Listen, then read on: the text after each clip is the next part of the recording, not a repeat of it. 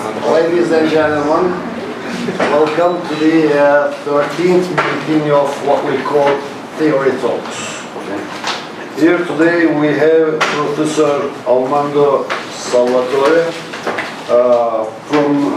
Professor of the Global Religious Studies at McGill University, previously having been teaching and researching at various universities, and he is the author of the book The Sociology of Islam, Knowledge, Power and Civility, published in 2016.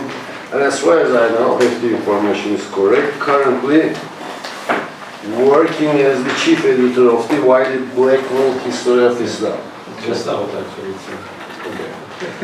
Professor Salvatore, it's nice to having you here today with us. Thank you very much. And now the word and floor is yours. Thank you very much. My dear colleagues from the Sociology Department of this Technical University. It's the first time I'm visiting Ankara, and I'm really enjoying being here in this wonderful campus. And Professor Mustafa Shen was introducing me to the history of this university, and then to the very strong love of knowledge, that really transpires, through the spaces and buildings, and also through the faces of the students and the colleagues. So I'm particularly pleased by the fact that I can be part of this theory series. I'm a kind of semi-theorist in a way, as the title of this talk suggests. I'm trying to combine social theory, which is a little bit broader than sociological theory. It does include also maybe something political, maybe. And on the other hand, the pattern of social theory, according to my what I learned, I might even say to the school I belong to, is historical sociology. So I will try to provide some inputs or insights from both. So there will be two parts of the talk, and then try to have some kind of conclusion where these two streams of analysis might provide some insights. Because the study of Islam and modernity is very broad, and I try to narrow down the question of Islam and modernity in this historical sociology part by commenting on one particular institution. I'm not telling you yet which one, but maybe you can guess. Sociology of Islam is part of this enterprise of combining social theory and historical sociology, and you might have heard of a colleague within this field of the sociology of Islam, Said Amir Arjuman, from Iranian background, and the always warned colleagues and students, and also myself, never just mix up theory and history in random ways, try to keep them separate and then try to recombine them in a kind of judicious way. And so I remember his warning, and then trying to put it in practice, because I never did that. Even if you might have had the chance to look at the book, The Sociology of Islam, actually sometimes I mix them up in ways that are maybe not very clean. So I'm reflecting back on something that I've written myself. And of course, we are all individually as sociologists or social theorists, just little nodes within very long interpretative chains. So when I'm talking about theory, I will try to contextualize also theory within the theory debates. Theory debates concerning Islam and modernity. So there will be some aspects of sociology of knowledge of Islam and modernity that we will try to provide. Also historical contextualization of who said what and why. And of course the background of all this, and there might be some different opinions, on how much we really still suffer, and will probably forever suffer, from the weight of having to use concepts, theoretical concepts, and this concerns not just the theorists, but also those who do empirical studies and historians themselves, that we use concepts which are really predominantly drawn from the European historical experience. So there might be some kind of European semantic hegemony also among those of us who are more cautious about, this kind of Eurocentrism, or even the heritage of Orientalism that also affects the social sciences. So we might already have opinions on that. So, but I'm telling you, providing three very brief threads of historical reflections and contentions on Islamic modernity. One is taken also from my own experience. I mean, as a student first, even before I became a scholar. I was in Bonn in the late 1980s. Bonn was still the capital of Germany at that time, so you can guess how old I am. Very small city and university, and then I was involved with some social sciences and Islamic studies. And at that time, there was one scholar whose name is Rainer Schulze, who just retired, became emeritus, and Festschrift who just published about him, because in Germany one has to retire at 65. That time he was still very young. He was a kind of enfant terrible of the German Islamic studies, Islamwissenschaft. And he really wanted to storm what we call the citadel of Islamic studies and Orientalism, that was, according to him, still caught in prejudice about the fact that modernity was brought to the Islamic hate word, modern Islamic, because Islamic hate is broader than just, encompassing religion or religious institution. And he thought that this kind of paradigm, which was very much entrenched in this citadel of Orientalism and Islamic studies, needed to be attacked. It was a real attack, done with semantic tools and also with, of course, with weapons, classical weapons, so which texts, which storylines we're going to study. The question was, according to him, that especially European scholars had always ignored, especially the importance of the 18th century and the 17th century. So they were really satisfied with what Schulze called the Napoleon's theory of Islamic modernity, that basically Napoleon, with his occupation of Egypt and the Levant at the end of the 18th century, had brought modernity to the Middle East, so to speak. And he was really challenging this quite conservative German academic environment of Islamic studies, and Germany was in many ways the epicenter of European Islamic studies, and largely ignored by Ilyos Said in his book Orientalism. That didn't speak very much about Germany. And in spite of the fact that Germany did not have some colonial interest in the Middle East, Germany had produced some key ideas about Islam and the Middle East.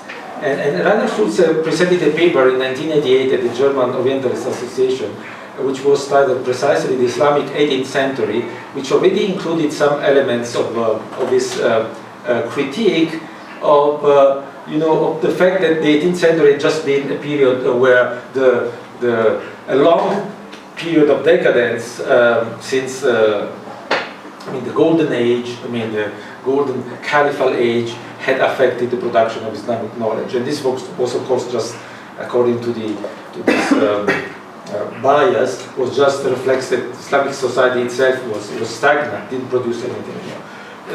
So in this paper, he was trying to put upside down this paradigm and show also from the history of culture and from the history of production of poetry, for example, but also of the Islamic sciences, like for example the studies of Hadith, that there were a lot of innovations.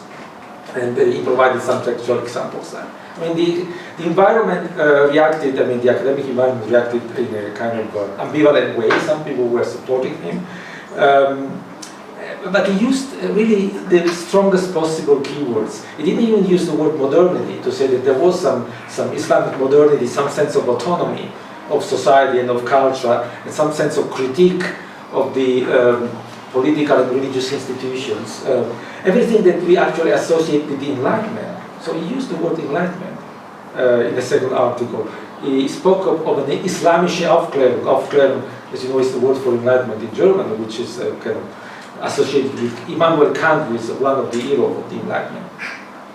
And early on, another author from the United States, Peter Graham, had also tried to push into the same direction with a book that even included the economic dimension of these particular developments. His book was titled The Islamic Roots of Capitalism. I don't know if any of you have heard of this book. This was written even earlier, at the end of the 1970s. So Peter Graham in the Anglophone world and Rainer Schulz in continental Europe became the main characters who pioneered this attack on the citadel of Orientalist paradigm, according to which modernity came into the Islamic world or Islamicate world, which is a better word for considering also the non-religious culture and also civilization of it. That this was not brought by Europeans and also with military means and with colonial occupations, but there was some autochthonous and endogenous developments in the Ottoman Empire, in the Safavid Empire, in all early modern Muslim empires, also in the Mughal Empire in India, that should have been considered as producing autochthonous and original patterns of political modernity and of cultural modernity, and even of economic beginnings of capitalism, prior or regardless of this intervention, of the colonial intervention of Europe. Then the second stream is the one that you might have heard about, is multiple modernities. Multiple modernities develops from within a certain strand of historical sociology itself.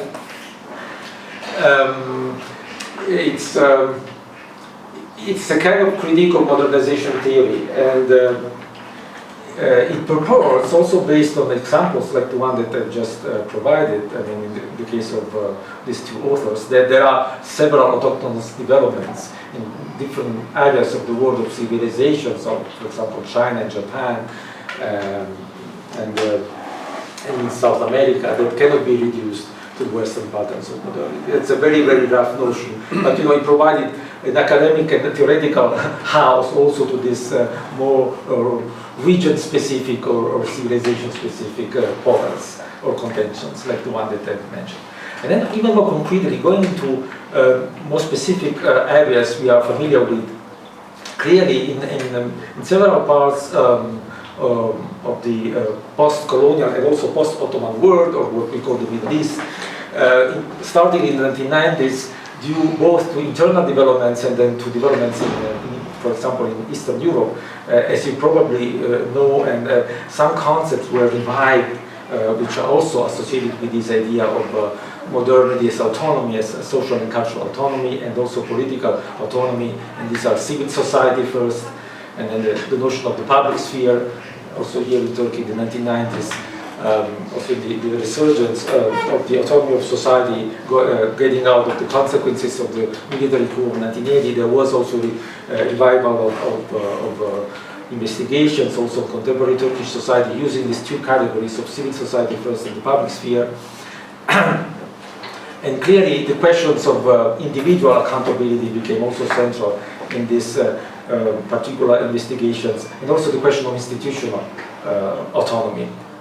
So, and other streams came into the discussion, Habermas with the idea of the public sphere, it's been already mentioned, but also Robert Elias with the theory of the civilizing process, which is particularly interesting because it links society with the state, and then clearly it also, in a way, demystifies the idea of civil societies being completely autonomous, because clearly also in European history there was a very close interaction and interpenetration between social actors and groups and the state. So that at the end of the day, we are in a situation where we do not know whether these streams of reflection really are opening up new avenues of inquiries, which of course have been lasting for at least 30 years now, or if a more radical criticism of this kind of enduring, of this resilience of Eurocentrism in these conceptualizations of society and the state are necessary, because there is also a branch of scholarship which is particularly identified with post-colonial studies that sometimes seem to criticize all this bundle or cluster of concepts that being too Eurocentric. Why should we talk about civil society, for example, whether the civil society already presupposes a certain type of individual autonomous agent, with a certain culture, which maybe is also derivative of some Christian ethics.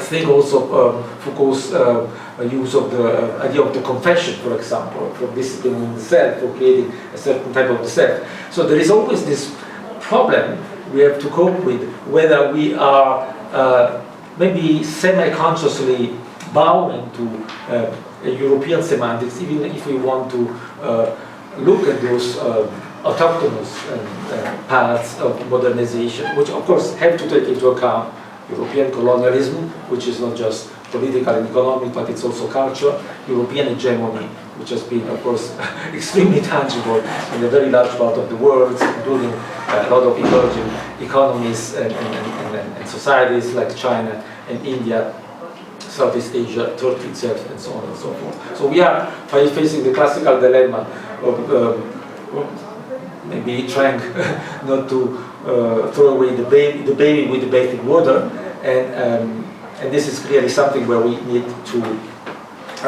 take position. I mean, I'm not dictating any position. I'm not saying that we should go one way or the other. I'm just telling you now how the sociology of Islam carved the space for these discussions. We have to go back even to an earlier period than the one that I've mentioned, because the sociology of Islam starts in the 1970s, even prior to this new wave of young historians like Grant and Schulze that I've mentioned before. So there is a kind of interpenetration between the beginnings of the sociology of Islam and the critique of Orientalism. But the sociology of Islam, which at first sight seems to suffer from essentialism, because sociology of what? Sociology of Islam. So Islam is exactly the type of concept that the Orientalism critique wanted to deconstruct. But in spite of that, the sociology of Islam starts in the same climate of the 1970s, which has been a time of effervescence, politically and economically in several parts of the world, certainly here in Turkey, certainly also in the country I'm from, which is Italy. But overall, it was this, of course, follow-up to the counterculture movement and the political movement of '68, and there were also regional events that triggered off also some shifts in the way how the West perceived of Islam and the Islamic world. You remember the oil shock in 1973, the Iranian Revolution at the end of the decade that produced the Islamic Republic of Iran that still exists. And in the mid-1970s, in the middle of all these developments, a group of young scholars who were both social scientists and historians, located in London, but also including some scholars from a Middle Eastern background, they started to produce some kind of critical thought about all this, even before Edward Said published this book, Orientalism. And they created a journal called the Review of Middle East Studies. Some of you know about that.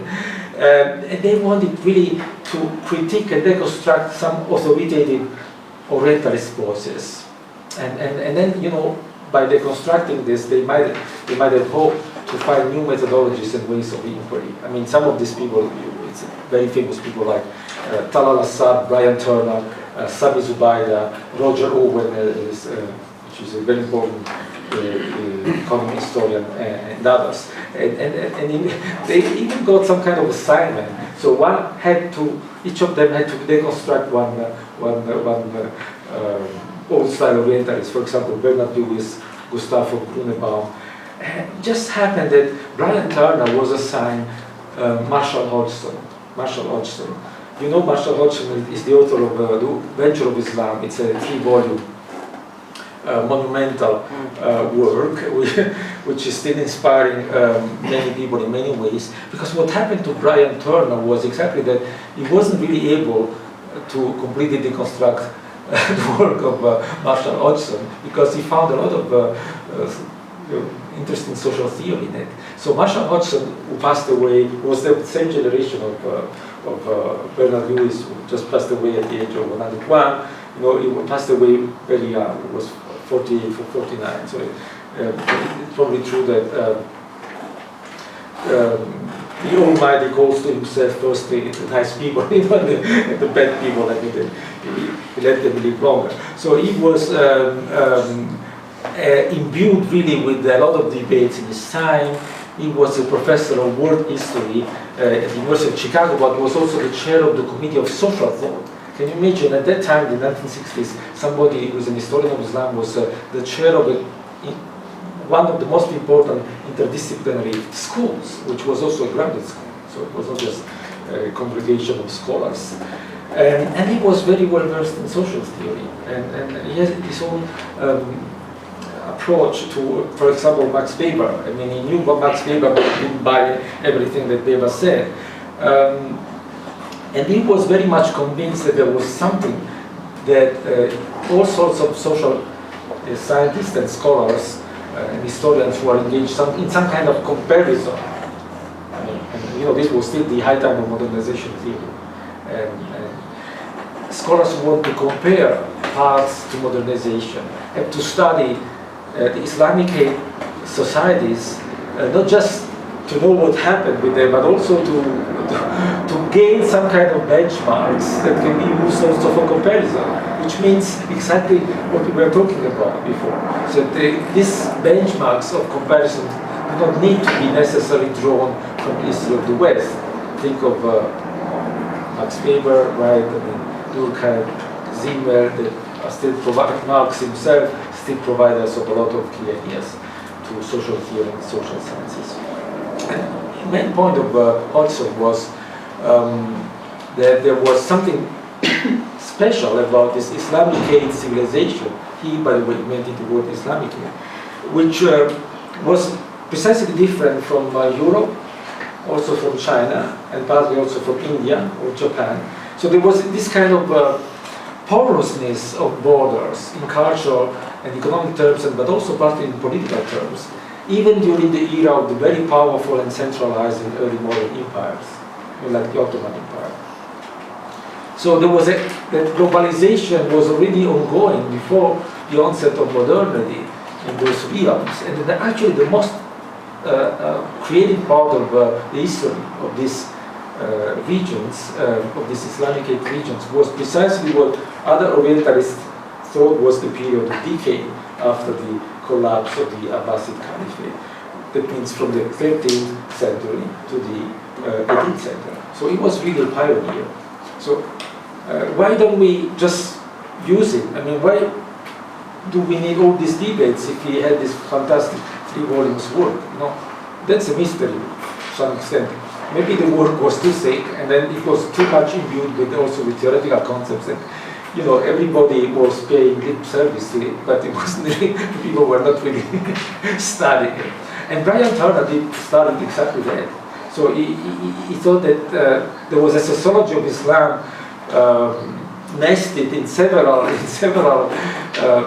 chunks of the historical narrative of Hodgson. It is really to be used to reconstruct what Brian Turner used to call the sociology of Islam. He published 2 books in the 1970s. One was Weber and Islam, the other one was called Marx and the End of Orientalism in 1978, which is the same year of Orientalism by Edward Said. And the thing was that in that case, you know, probably this book by Turner was obscured by the much more famous book of Edward Said, in spite of the fact that it's much more interesting for social scientists. I mean, the book by Brian Turner.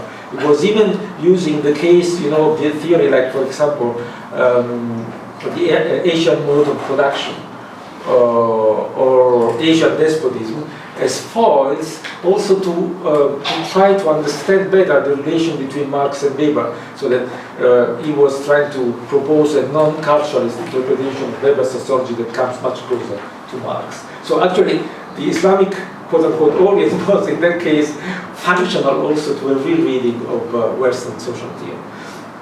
So these are the beginnings of the sociology of Islam. Now, this is the most risky part of my talk, when I'm shifting to the historical sociology.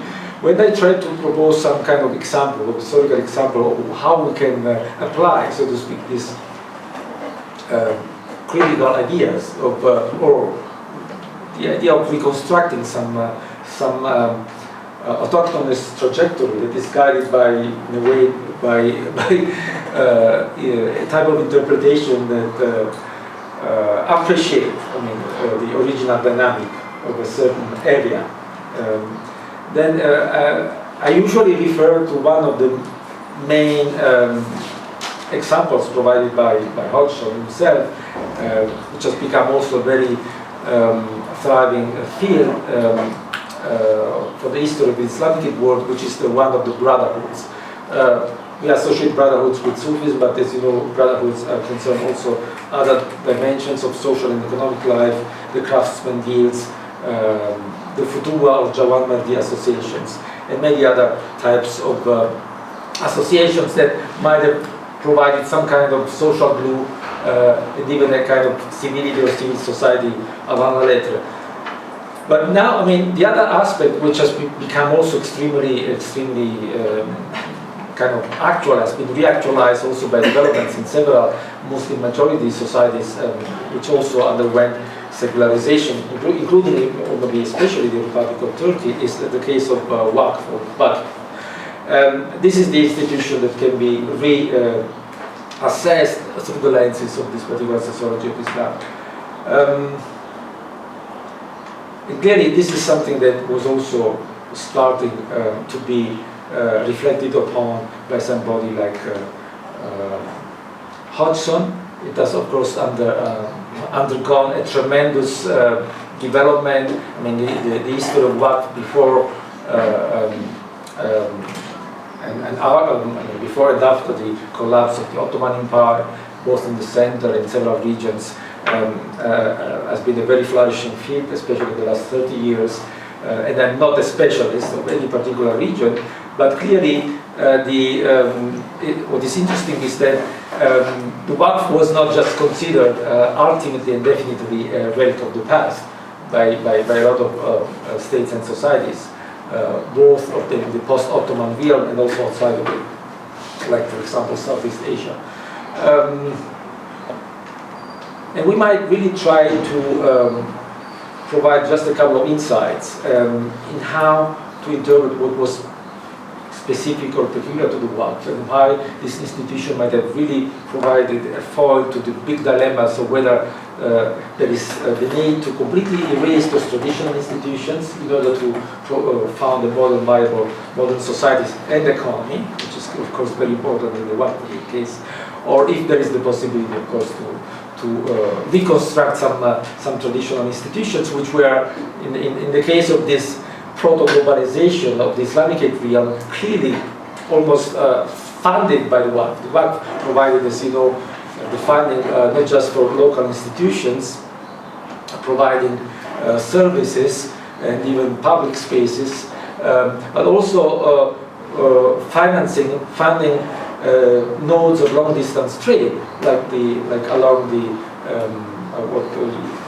based on the European Orientalist and Romantic imagination has been called the Silk Road. Okay, so the Waqf was a multifunctional institution, which is also not completely different from institutions in other civilizational realms, like, for example, in the Buddhism context, we find something similar. We might find something similar also in the European Christian context, and yet there were some specificities or peculiarities to the Waqf that made it really functional to the thriving of the trans-border connections, not just to the local and city economies, but also to trans-border connections across the various early modern empires of the Islamic world. So I assume that everybody knows what a Waqf is. I'm just providing some very little recapitulation. One crucial question, of course, is that it has to be an individual act, also in theological terms, and of course the endowers, those who provide this funding for this good cause, for the benefit of a specific group or for the benefit of a specific institution, also fountains, schools, colleges, Sufi lodges, soup kitchen, caravanserais, mosque, and so on and so forth, could be in principle everybody, but you needed to be wealthy, of course, and then the economic and political elites used the work also also to provide not just fiscal advantages, but also to consolidate their positions of power. I mean, as patrons of certain groups, or of acquiring prestige in certain areas of the city or society or state. And clearly, this was also providing a certain cement to society. It fostered bonds of loyalty with the lower classes, and also compensated for what might have been a certain enduring fragility of the legitimacy of the political elites, in particular, in a lot of even early modern societies, including the Ottoman one, because there were a lot of titles and charismatic, levels of legitimacy of also of the Ottoman sultans, but there was never a kind of all-encompassing type of legitimacy like the one of the ancient, like the Abbasid caliphs. So this type of additional merit by the political elites was also important from the political point of view. The economic function has been already mentioned. And then it was also very important that in a way the Waqf was also internal and external to Islamic law and the Sharia. As Said Arjman, the sociology I mentioned at the beginning, maintains, there was some kind of civil law Waqf that regulated the Waqf, but it was not entirely to be derived from the Sharia provisions.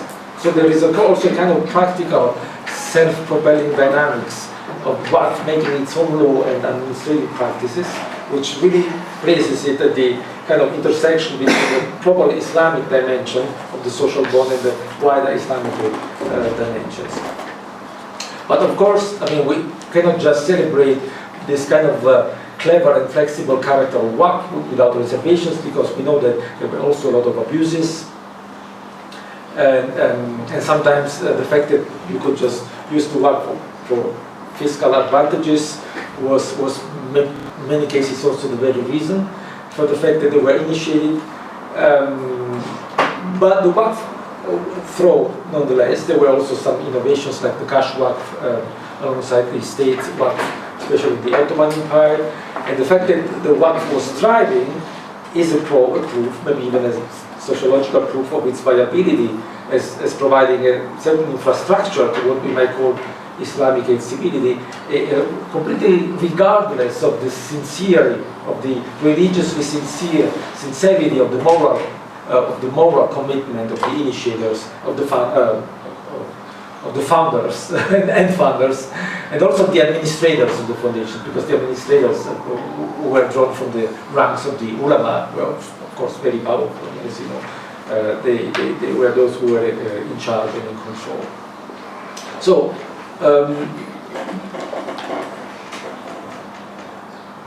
of course, another element which has been stressed also by some historians of the Ottoman period is that, particularly in this early modern period, there were mechanisms to provide for a certain amount of fair inclusion of the so-called commoners, the people of lower social rank, into the mechanism of the Waqf, not just as beneficiaries, which is quite obvious, but also as intermittent participants in expressing their own interests and also manifesting acceptance or dissent in how funds were channeled and used.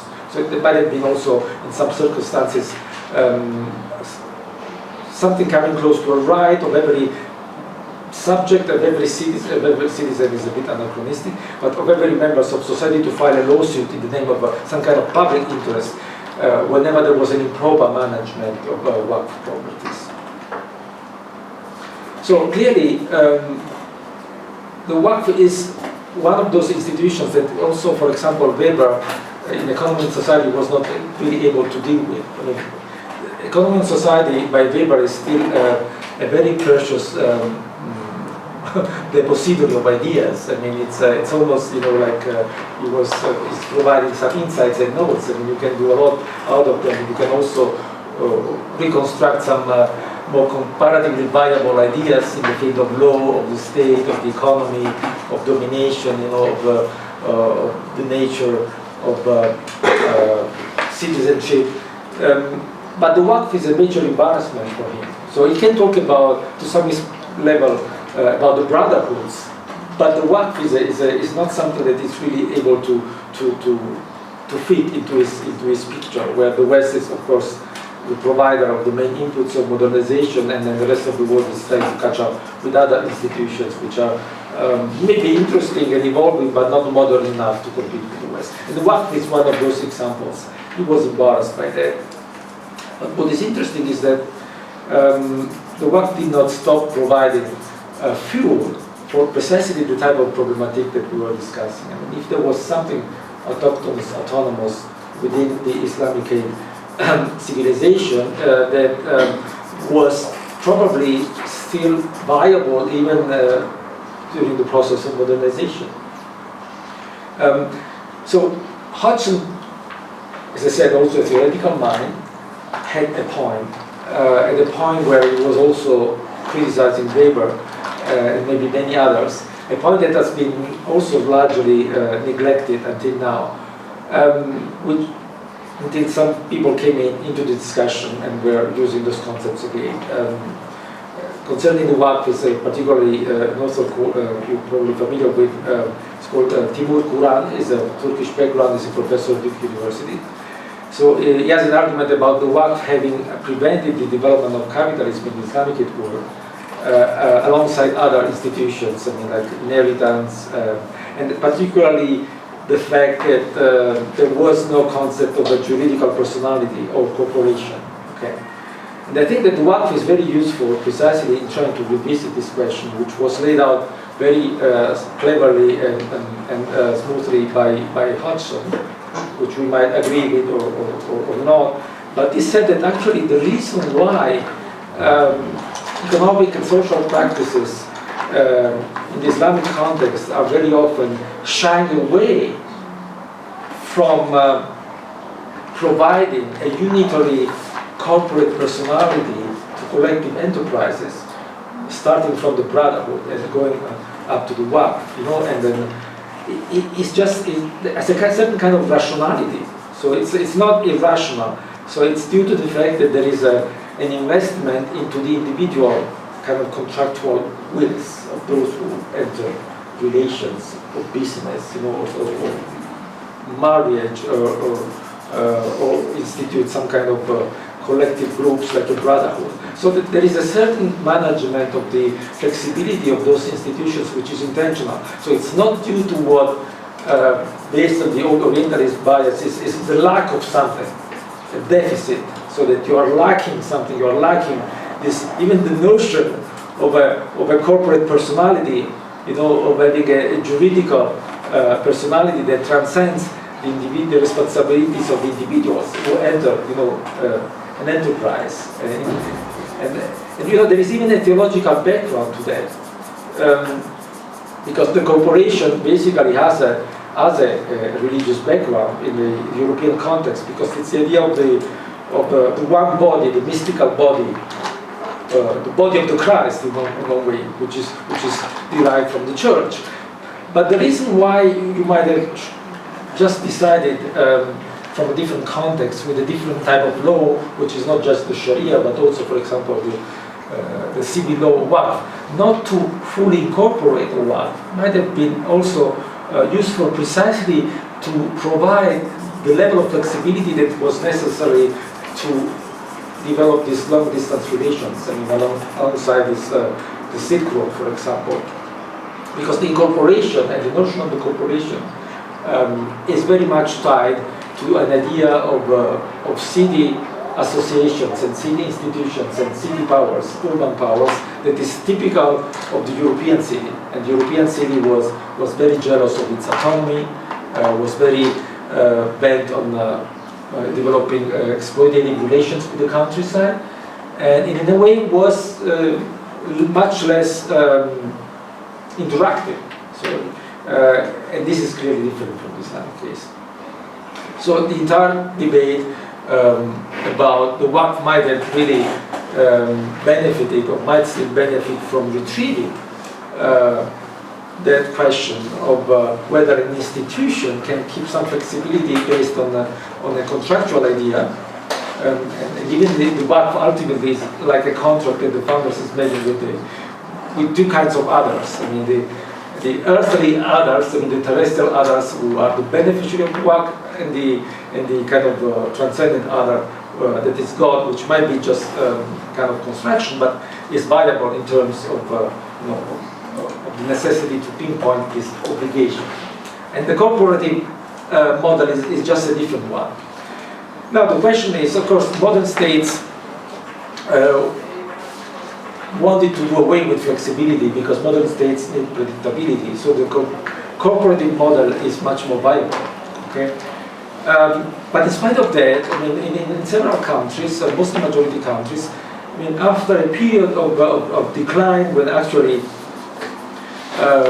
WACF was either confiscated or abolished, and incidentally, I was surprised to learn that a moment where this process of sale and abolition of suppression of WACF picked up in Turkey was actually in the 1950s, I mean, with the Democratic Party of Menderes. So it was not, I mean, even more than the earlier decades. So sometimes this happens regardless of an ideological consideration. So it's the state logic itself that pushes in a certain direction.